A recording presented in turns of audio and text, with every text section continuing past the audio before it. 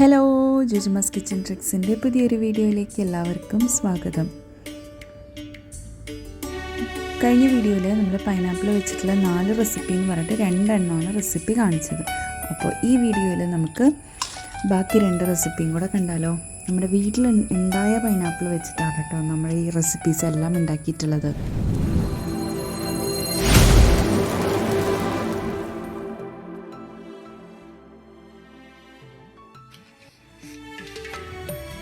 കഴിഞ്ഞ വീഡിയോയിൽ നമ്മൾ ഓണത്തിൻ്റെ പൈനാപ്പിൾ വെച്ചിട്ട് 4 റെസിപ്പീസ് ഉണ്ടാക്കുന്നതിൽ 2 എണ്ണമാണ് കാണിച്ചിട്ടുണ്ടായിരുന്നത്, പുളിശ്ശേരിയും ഒപ്പം തന്നെ പൈനാപ്പിൾ ഫ്രൈയും. ഇന്നത്തെ വീഡിയോയിൽ നമ്മൾ ചെയ്യാൻ പോകുന്നത് ബാക്കി 2 റെസിപ്പീസാണ്. ഈ 2 റെസിപ്പീസ് എന്തൊക്കെയാണെന്ന് വെച്ചിട്ടുണ്ടെങ്കിൽ, 1 പൈനാപ്പിൾ വെച്ചിട്ടുള്ളൊരു പച്ചടിയും 2 പൈനാപ്പിൾ വെച്ചിട്ടുള്ളൊരു അച്ചാറുമാണ്. ഈ പൈനാപ്പിൾ പച്ചടി ഉണ്ടാക്കാൻ വേണ്ടിയിട്ട് അതിലേക്ക് ആദ്യം നമുക്ക് വേണ്ടത് ഒരു നേന്ത്രപ്പഴമാണ്. അത്യാവശ്യം നല്ലപോലെ വെന്തിട്ടുള്ള, നല്ല പഴുത്തിട്ടുള്ള, പെട്ടെന്ന് വേവുന്ന രീതിയിലുള്ള ഒരു നേന്ത്രപ്പഴം.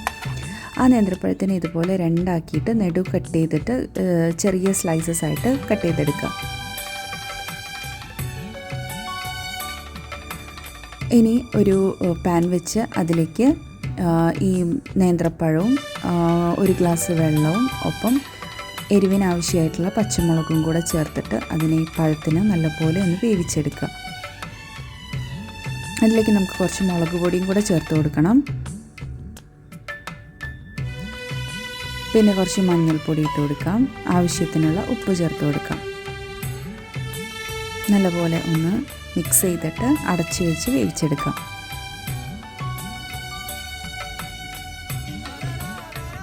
പത്ത് മിനിറ്റ് കഴിയുമ്പോൾ ഇതുപോലെ നല്ലപോലെ വെന്ത് വന്നിട്ടുണ്ടാവും. ഇനി അതിന് ചെറുതായിട്ടൊന്ന് ഉടച്ചു കൊടുക്കാം.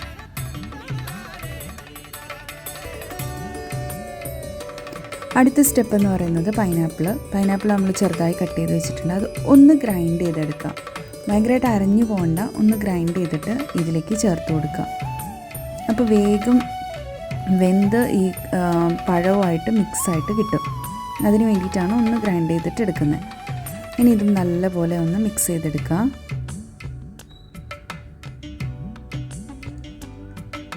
ഇനി നമുക്കിതിലേക്ക് ആവശ്യമായിട്ടുള്ളത് തേങ്ങ ചിരവിയതാണ്. തേങ്ങ ചിരവിയതും 2 പച്ചമുളക്, കുറച്ച് കുഞ്ഞുള്ളിയും, അതിലേക്ക് കുറച്ച് കാഷ്യൂ നട്ട്സും, അതൊന്ന് നല്ലപോലെ നല്ല കട്ടി ഉണ്ടാവാൻ വേണ്ടിയിട്ടാണ് കറിക്ക്. കാഷ്യൂ നട്ട്സും കടുകും ഒപ്പം വലിയ ജീരകവും, ഇത്രയാണ് എടുത്തിട്ടുള്ളത്. കടുക് കൂടിപ്പോകരുത്, ശരിക്കും 1/2 ടീസ്പൂൺ തന്നെ വേണ്ടിയുള്ളൂ. അതിലും കുറച്ച് താഴെയായാലും മതി. നന്ന പേസ്റ്റ് പോലെ അരച്ചെടുക്കുക. അപ്പോഴത്തേനും നമ്മുടെ പൈനാപ്പിളും പഴവും കൂടിയിട്ട് നല്ലപോലെ മിക്സായിട്ട് നന്നായിട്ട് വെന്ത് നല്ല ഉടഞ്ഞു വന്നിട്ടുണ്ട്. ഇതിലേക്ക് ഈ മിക്സ് ചേർത്ത് കൊടുക്കാം.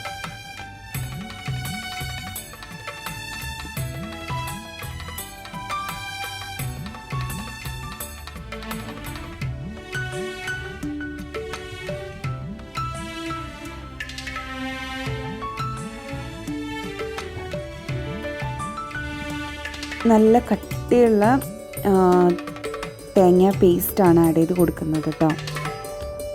ഈ കറി ഒട്ടും തന്നെ വെള്ളം പോലെ ആവാൻ പാടില്ല.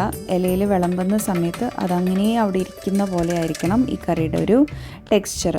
ഇനി അതിലേക്ക് കുറച്ച് ശർക്കര, 1 അച്ച് ശർക്കര അതിലേക്ക് ഇട്ട് കൊടുക്കാം. മീൻസ് ആ ടേസ്റ്റ് എല്ലാം കൂടെ ഒന്ന് ബാലൻസ് ആവാൻ വേണ്ടിയിട്ടാണ് ഈ ശർക്കര ആഡ് ചെയ്ത് കൊടുക്കുന്നത്. ഇനി അതിലേക്ക് കുറച്ച് പുളിയുള്ള തൈര് ഒഴിച്ച് കൊടുക്കാം. അപ്പോൾ ഈ തൈര് ഒഴിക്കണം എന്നുള്ളത് കണ്ടിട്ട് വേണം നമ്മൾ ആ കറിയുടെ ടെക്സ്ചർ ആദ്യം തന്നെ റെഡിയാക്കി എടുക്കാൻ. അപ്പോൾ ഈ തൈര് ഒഴിക്കുമ്പോൾ ഇത് ഒന്ന് ലൂസാവും, കണ്ടോ, ഒന്ന് ലൂസാവും. അപ്പോൾ അതിനു വേണ്ടി നല്ല കുറുകിയ തേങ്ങാ പേസ്റ്റ് വേണം ഒഴിച്ചു കൊടുക്കാൻ വേണ്ടിയിട്ട്. ഫൈനലി കറി നന്നായിട്ട് നല്ല രസമായിട്ട് വന്നിട്ടുണ്ട്.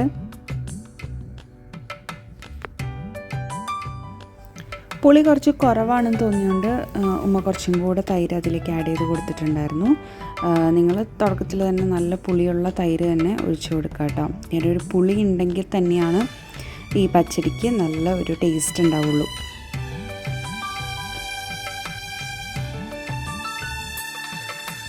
ഫൈനലി നമുക്ക് ഈ കറിയിലേക്ക് വേണ്ടത് കുറച്ച് ഗ്രേപ്സ് ആണ്.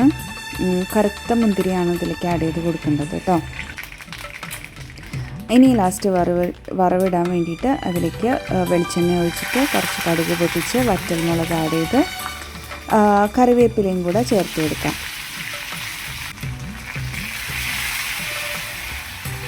ഇനി വറവ് കറിയിലേക്ക് ഒഴിച്ച് കൊടുക്കാം.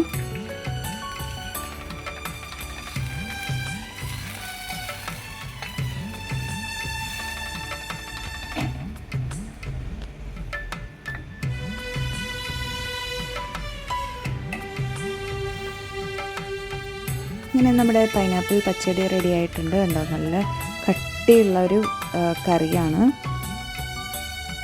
ആ പഴവും പൈനാപ്പിളൊക്കെ നല്ല വെന്തലിഞ്ഞതുകൊണ്ട് ഏതാണെന്ന് മനസ്സിലാവാത്ത രീതിയിൽ എല്ലാം നല്ല മിക്സായിട്ട് വന്നിട്ടുണ്ട്.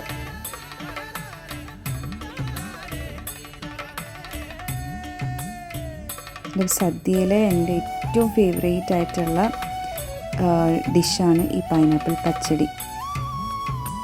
അടുത്തതായിട്ട് നമ്മൾ പൈനാപ്പിൾ അച്ചാറാണ് ഉണ്ടാക്കാൻ പോകുന്നത്. പൈനാപ്പിൾ അച്ചാർ ഒരു രക്ഷയില്ലാത്തൊരു സാധനമാണ് കേട്ടോ. നല്ല ടേസ്റ്റാണത്. അപ്പം അതിലേക്ക് വേണ്ടിയിട്ടുള്ള നമ്മുടെ ഇൻഗ്രീഡിയൻസ് ആണ് ഇതെല്ലാം.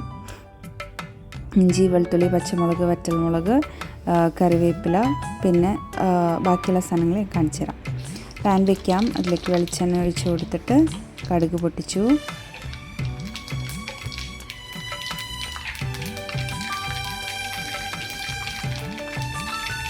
കടുക് നന്നായി പൊട്ടിക്കഴിയുമ്പോൾ അതിലേക്ക് ഉലുവ ചേർത്ത് കൊടുക്കാം.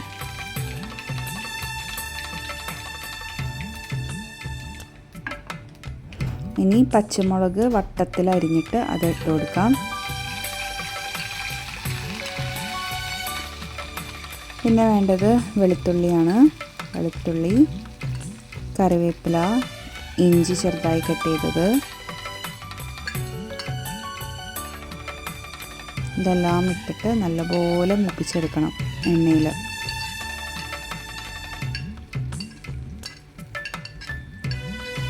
നന്നായിട്ട് മിക്സ് ചെയ്യുക. ഈ ഇൻഗ്രീഡിയൻസ് എല്ലാം കൂടെ വെളിച്ചെണ്ണയിൽ ഇങ്ങനെ മൂക്കുമ്പോൾ ഒരു പ്രത്യേക സ്മെല്ലാണ്.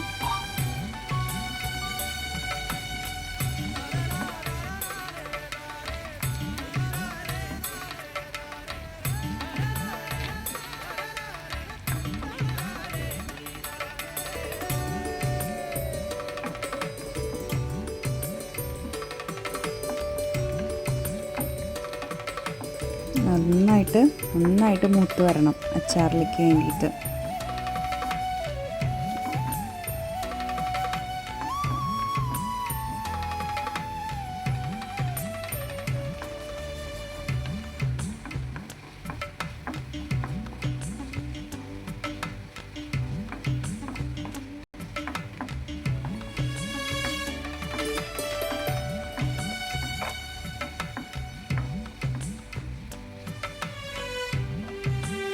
കണ്ടോ, നന്നായിട്ടൊരു ഫ്രൈഡ് ഒരു പരുവത്തിലേക്ക് ആയി വന്നിട്ടുണ്ട് നമ്മളിട്ട ഇൻഗ്രീഡിയൻസ് എല്ലാം തന്നെ. അതിനുശേഷം അതിലേക്ക് മുളക് പൊടി, കാശ്മീരി മുളക് പൊടിയാണ് ചേർത്ത് കൊടുക്കുന്നത് കളർ കിട്ടാൻ വേണ്ടി. 2 ഫുൾ ടേബിൾ സ്പൂൺ കാശ്മീരി മുളക് പൊടി ചേർത്തിട്ട് വീണ്ടും നല്ലപോലെ ഒന്ന് മുരിച്ചെടുക്കാം. ഇനി ഇതിലേക്ക് നമ്മൾ കട്ട് ചെയ്ത് വെച്ചിട്ടുള്ള പൈനാപ്പിൾ ചേർത്ത് കൊടുക്കാം. ഇങ്ങനെ കുറച്ചൊരു നീളത്തിലാണ് കട്ട് ചെയ്തെടുത്തിട്ടുള്ളത്. അത് ചേർത്ത് കൊടുക്കുന്നുണ്ട്. ഇത് നമ്മുടെ വീട്ടിലുണ്ടായിട്ടുള്ള നാടൻ പൈനാപ്പിൾ ആയതുകൊണ്ട് തന്നെ അതിന് നല്ല മധുരമായിരുന്നു. അപ്പോൾ എല്ലാം കൊണ്ടും ഈ 4 റെസിപ്പീസ് കേട്ടോ നല്ല ടേസ്റ്റി ആയിരുന്നു. ഈ പൈനാപ്പിൾ അച്ചാർ ഞാൻ ഫസ്റ്റ് ടൈമാണ് ടേസ്റ്റ് ചെയ്യുന്നത്. അതും വേറെ ലെവലായിരുന്നു. നിങ്ങളിതുപോലെ പൈനാപ്പിൾ വെച്ചിട്ട് അച്ചാർ ഉണ്ടാക്കി നോക്കൂ കേട്ടോ.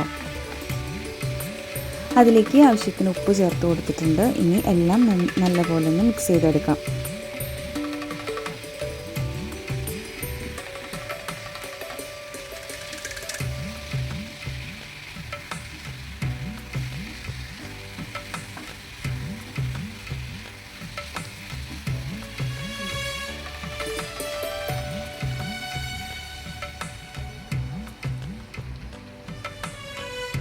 ലാസ്റ്റ് കുറച്ച് ശർക്കര പാനി ഇതിലേക്ക് ആഡ് ചെയ്ത് കൊടുക്കുന്നുണ്ട്. അപ്പോൾ അച്ചാർ വേറൊരു ലെവലിലേക്ക് മാറും. നല്ലൊരു ഒരു പ്രത്യേക ടേസ്റ്റ് വരും അച്ചാറിന് ഇങ്ങനെ ആഡ് ചെയ്ത് കൊടുക്കുമ്പോൾ കേട്ടോ. പിന്നെ ലാസ്റ്റ് ഇതിലേക്ക് കായപ്പൊടി ചേർത്ത് കൊടുക്കുന്നുണ്ട്. ഒരു 1/2 ടീസ്പൂൺ കായപ്പൊടിയും കൂടെ ചേർത്ത് കൊടുക്കുന്നുണ്ട്. നല്ലപോലെ മിക്സ് ചെയ്യുക.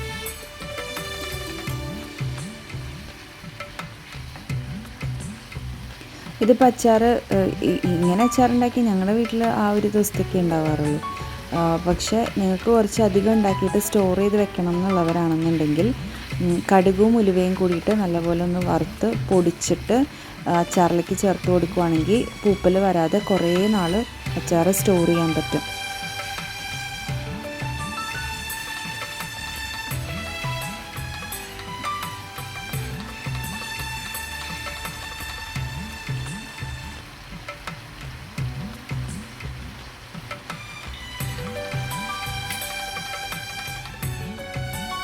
അങ്ങനെ ഇതൊന്ന് നല്ല ഡ്രൈ ആയിട്ടുള്ള പരുവത്തിൽ ആയി കിട്ടണം കേട്ടോ. ലാസ്റ്റ് നമ്മളിതിലേക്ക് കുറച്ച് വിനാഗിരിയാണ് ചേർത്ത് കൊടുക്കുന്നത്. ഏകദേശം ഒരു 1.5 ടേബിൾ സ്പൂൺ അളവിൽ വിനാഗിരിയും കൂടെ ചേർത്ത് കൊടുത്താൽ നമ്മുടെ അച്ചാർ സെറ്റായിട്ടുണ്ട്. ഇത് ഒരു ദിവസം ഒന്ന് ഇരുന്ന് കഴിയുമ്പോഴാണ് ഇത് കറക്റ്റായിട്ടൊരു പരുവത്തിലേക്ക് ആവുക. എല്ലാത്തിൻ്റെയും ടേസ്റ്റൊക്കെ ഒന്ന് ബാലൻസ് ആയിട്ട് വരിക ഒരു ദിവസം ഒന്ന് ഇരിക്കുമ്പോഴാണ്. അപ്പോൾ അങ്ങനെ ഒരു ദിവസം ഇരിക്കാൻ പാകത്തിന് ഉണ്ടാക്കി വെച്ചിട്ട് വേണം നിങ്ങളിത് ഇങ്ങനെ അച്ചാർ ഉണ്ടാക്കുമ്പോൾ അങ്ങനെ വേണം ഉണ്ടാക്കാൻ വേണ്ടി. അപ്പോൾ ഇതാണ് നമ്മുടെ 4 റെസിപ്പീസ്. നമ്മൾ ഈ ഒരു ഓണത്തിന് നമുക്ക് പൈനാപ്പിൾ വെച്ചിട്ട് ഈ 4 റെസിപ്പീസും ഉണ്ടാക്കി നോക്കണം കേട്ടോ. എന്നിട്ട് ഉണ്ടാക്കിയിട്ട് നിങ്ങളുടെ അഭിപ്രായങ്ങൾ അറിയിക്കണം. ഇതാണ് നമ്മുടെ അച്ചാറിൻ്റെ ഫൈനൽ ലുക്ക്. അപ്പോൾ നമ്മൾ ജുജുമ ഉണ്ടാക്കിയിട്ടുള്ള 4 റെസിപ്പീസ് നിങ്ങൾക്ക് ഇഷ്ടപ്പെട്ടിട്ടുണ്ടാവുമെന്ന് വിചാരിക്കുകയാണ്. എല്ലാവർക്കും ഹാപ്പി ഓണം.